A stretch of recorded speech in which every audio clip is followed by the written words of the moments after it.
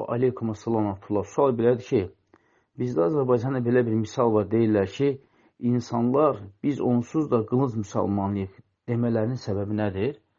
Bu sözün əsl səbəbi 1500-cü ildə Şah İsmayıl Xətainin özünü Təbrizdə şah elan eləməsidir. Yəni 15 yaşında özünü Təbrizdə şah elan elədi.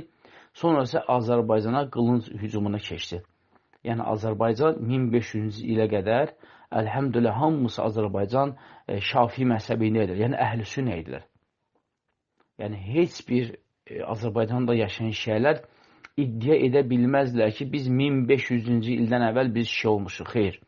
Azərbaycan 1500-cü ilə qədər bütün Azərbaycan, Bakıdan tutmuş Dərbənd qapılarına qədər hamısı Azərbaycan əhl-i-sünnə olub və Şafii məzhəbində olublar.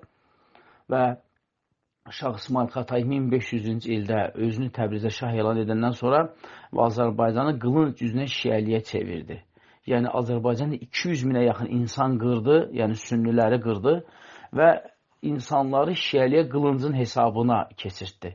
Yəni qılınc müsəlman ona görə bizə deyirlər ki, yəni biz şiəliyi qılıncın hesabına qəbul eləmişik.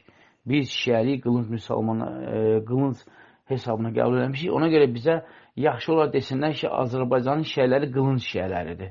Yəni qılıncdan dönmə şiələridir. Bu daha düzgün fraza olardı, daha düzgün kəlmə olardı, daha düzgün cümlə olardı ki, yəni Azərbaycandakı şiələr, yəni qılınc şiələridir. Yəni biz qılıncın hesabına şiəliyi qəbul eləmişik. Bax, mənası bu deməkdir.